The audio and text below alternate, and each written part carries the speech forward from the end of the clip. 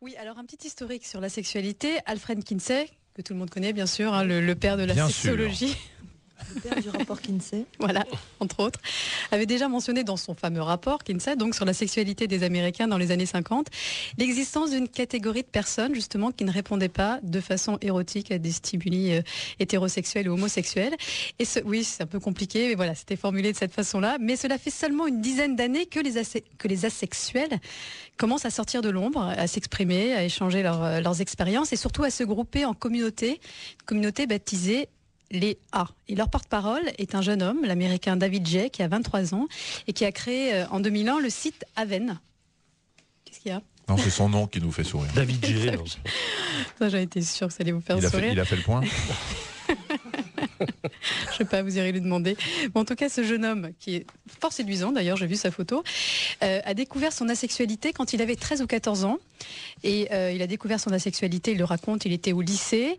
Ça lui a pris du temps d'accepter l'idée qu'il pouvait être asexuel et que la sexualité était une possibilité.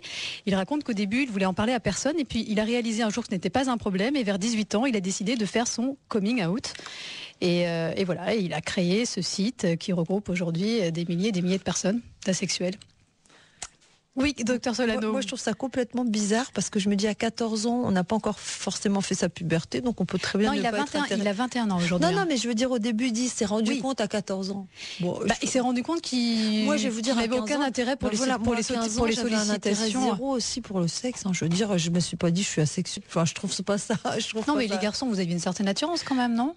Non, ça m'intéressait pas du tout. Si vous voulez nous parler de vous, un peu Catherine Solano. Non, mais ce que je veux dire, c'est que je trouve que c'est complètement aberrant de dire à 14 ans, je me suis dit, je suis homosexuelle, je suis asexuelle, on sait pas encore ce qu'on va devenir. Dans une société qui est hyper érotisée, parce que si vous n'avez pas d'attirance pour la chose, tout de suite, non, mais on va vous classer dans les... C'est normal de des gens pas normaux. C'est normal d'avoir une attirance. Je dis pas que c'est pas normal d'en avoir une, mais oui, si on n'en a pas, c'est pas. Je veux dire. Si on commence à se construire une philosophie de la vie à partir de ça, je trouve ça très bizarre, personnellement. Bon, en tout cas, nous avons Paul ce soir au 3210 sur RTL. Bonsoir, Paul. Bonsoir. Merci d'être avec nous ce soir sur RTL. Donc vous revendiquez asexuel ? Je me revendique, je suis. Si je peux me permettre, juste avant que vous posiez la question, peut-être de dire 2-3 choses. Vous voulez bien ? Bien sûr, on vous écoute. Bon alors, donc une personne asexuelle, c'est une personne qui ne ressent pas d'attirance sexuelle. Je ne ressens pas intérieurement le désir d'impliquer la sexualité dans mes relations avec les autres personnes. La plupart des gens se rendent compte qu'il y a des personnes qui ne les attirent pas sexuellement. C'est la même chose pour les personnes asexuelles, mais ça inclut tout le monde. C'est pas finalement une idée très difficile à comprendre.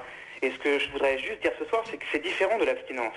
Bien sûr, oui. L'abstinence, c'est un choix. Les personnes qui sont abstinentes font le choix de ne pas pratiquer la sexualité, même s'ils ressentent du désir. Les personnes asexuelles ne ressentent pas de désir. Donc c'est beaucoup plus proche d'une orientation sexuelle, de quelque chose qui s'impose aux personnes.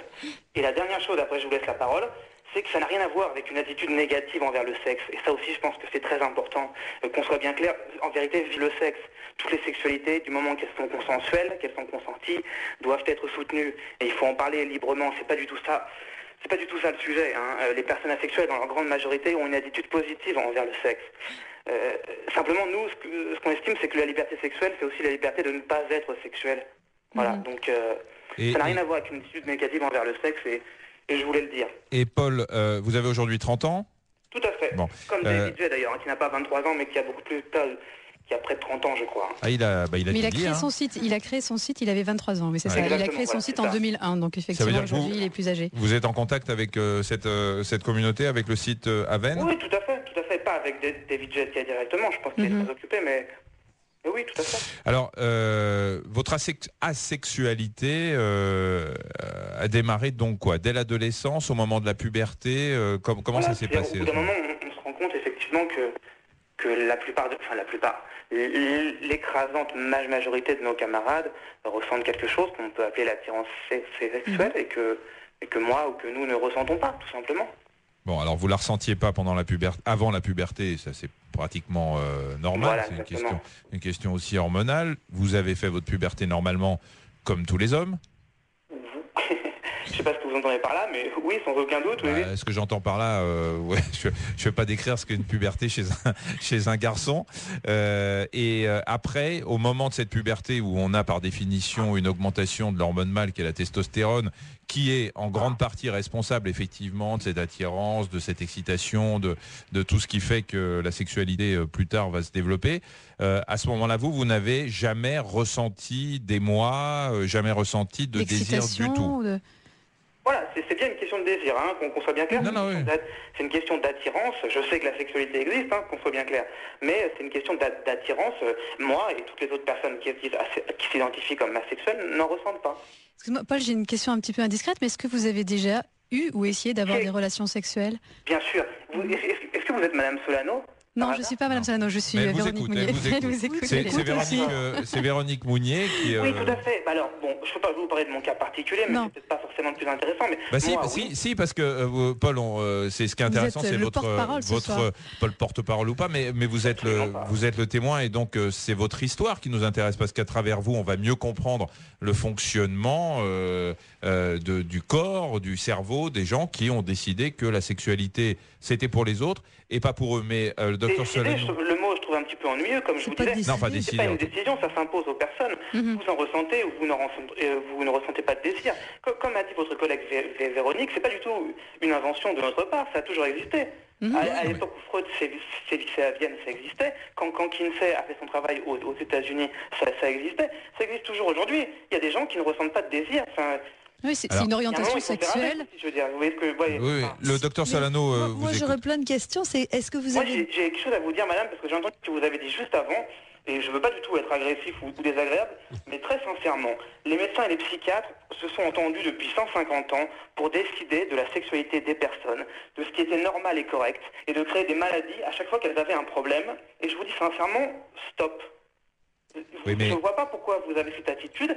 La sexualité des personnes ne doit pas être décidée par les médecins et les psychiatres. Je veux dire, si moi, vous comprenez bien votre attitude de tout à l'heure, je l'ai trouvée très étonnante.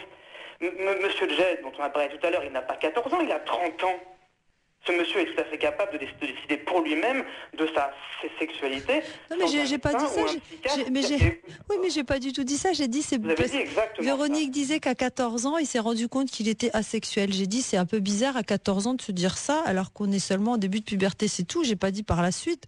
Ça n'a rien à voir. 30 ans maintenant. Oui, non, mais le docteur Solano disait qu'à 14 ans, on ne peut pas savoir si on va être hétéro, si on va être homo, si on va être asexuel, puisque à 14 ans, on n'a pas encore les hormones qui nous ont... je ne tenais pas à être déplaisant, je simplement à exprimer mon point de vue sur la médecine et la psychiatrie quand il s'agit de sexualité. Mais qu'est-ce qui vous énerve finalement? On vous ait mis dans une catégorie plutôt je suis vraiment pas énervé. Parce que vous avez mais Paul... voilà, je voulais juste donner mon point de vue sur la participation d'un médecin sexologue à une discussion comme celle-là, et en général à l'attitude que je sentais qu'elle allait avoir et qu'elle a eu au début de ces... Oui, mais Paul, alors ce qu'on va faire, vous restez avec nous, Paul, on va continuer à discuter parce que c'est très intéressant. Si vous le voulez bien, on va faire une pause et on vous retrouve juste après. RTL jusqu'à 23h, on refait la chose. Michel Simès, Véronique Mounier. Et ce soir dans On refait la chose, on va parler abstinence et asexualité avec un A privatif. En ligne avec nous toujours Paul. Alors Paul, vous allez écouter le mail que va vous lire Véronique. Oui, c'est un mail qui va vous réconforter, Paul. C'est Lorraine qui a 22 ans et qui nous dit, voilà, je suis en couple depuis 2 ans, je suis amoureuse de mon petit ami, mais j'ai un problème, je n'aime pas faire l'amour, je n'y prends aucun plaisir et je ne pense pas que ce soit à cause de lui.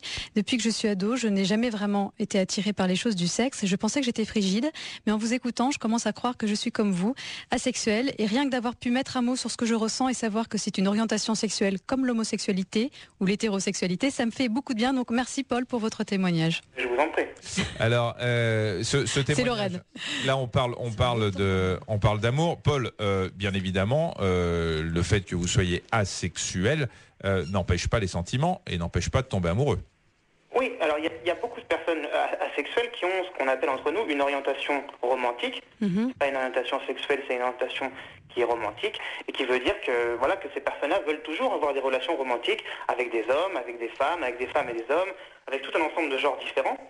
Donc on peut être asexuel et gay, asexuel et bi, asexuel et hétéro. Alors est-ce que ça vous oblige dans les rencontres à avoir quelqu'un face à vous qui est lui aussi asexuel, parce qu'il pourrait y avoir une incompréhension de la part de la personne dont vous êtes amoureux, qui pourrait ne pas comprendre pourquoi les relations sexuelles que lui peut avoir envie d'avoir ne peuvent pas se faire. Mais tout à fait. Enfin, c'est une partie des choses qu'on fait sur les lieux où on discute de ces questions. C'est essayer d'explorer toutes les formes d'intimité qui ne sont pas sexuelles, ou d'essayer d'explorer les formes d'intimité qui habituellement sont considérées comme sexuelles, de voir comment on peut les adapter, comment il faut négocier, comment il faut discuter pour que ça se passe au mieux. Donc effectivement, c'est une situation particulière qu'il faut prendre en compte, et voilà, effectivement, vous avez raison.